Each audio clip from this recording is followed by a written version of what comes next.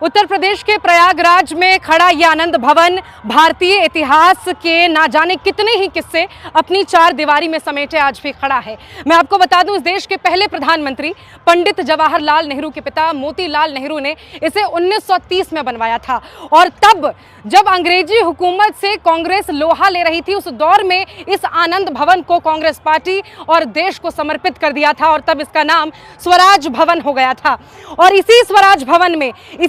भवन में भारत की आज़ादी के ना जाने कितनी ही लड़ाइयों के जो किस्से हैं वो लिखे गए। भारत छोड़ो आंदोलन हो, चाहे सविनय आंदोलन हो, महात्मा गांधी, सुभाष चंद्र बोस, राम मनोहर लोहिया, खान अब्दुल गफ्फार जैसे ना जाने कितनी ही बड़ी हस्तियां इसी स्वराज भवन में आया जाया करती थी और तब अंग्रेजी हुकूमत के खिलाफ जंग आह्वान इसी स्वराज भवन में किया जाता था। मैं आपको ये भी बताऊं कि पंडित जवाहरलाल नेहरू ने जब पहली बार पूर्ण स्वराज की घोषणा की थी, उसका लेख, उसका भाषण भी इसी स्वराज भवन में बैठकर लिखा था। इसके ठीक इस तरफ मैं कहूंगी आप देखें, क्योंकि ये आनंद भवन जिसे बाद में स्वराज भवन कहा गया, लेकिन ये आनंद भवन मोतीलाल नेहरू ने उसके बाद बनवाया ताकि उनका परिवार यहाँ रह सके। और बाद में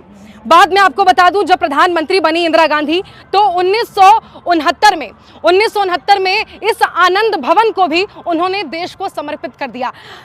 कई बार आप ऐसा सुनते होंगे कि इस देश के लिए कांग्रेस ने क्या किया, कांग्रेस पार्टी ने क्या किया, गांधी परिवार ने क्या किया। तो ये दोनों ही इमारतें, ये दोनों ही चार दीवारियां इस बात का सबसे बड़ा जीता जागता सबूत है कि कांग्रेस पार्टी ने, इंदिरा गांधी ने, पंडित जवाहरलाल नेहरू ने, मोतीलाल नेहरू ने कुछ भी अपने लिए नहीं बल्कि सब कुछ इस देश के लिए किया। जो कुछ भी उन्होंने पाई जोड़कर अपनी 2 वक्त की रोजी रोटी के लिए जो कमाते थे, उससे जो बनाया वो सब कुछ इस देश को समर्पित कर दिया। मैं आपको बताऊं कि अब आज के दौर में, तब जब भारत छोड़ो आंदोलन का आह्वान किया गया तो उसकी पटकथा भी इसी बिल्डिंग में, इसी इमारत में लिखी गई। और आज के दौर में जब भारत जोड़ो आंदोलन, भारत जोड़ो न्याय यात्रा का आह्वान किया है राहुल गांधी ने, तो इसी प्रयागराज के इसी भवन के ठीक सामने से उसकी शुरुआत हो रही है। एक ऐसे दौर में जब देश पर विभाजनकारी जो ताकतें हैं वो कब्जा करने की कोशिश कर रही हैं, एक ऐसे दौर में जब देश अत्याचार, दुराचार से गुजर रहा है, एक ऐसे दौर में जब देश का हर तबका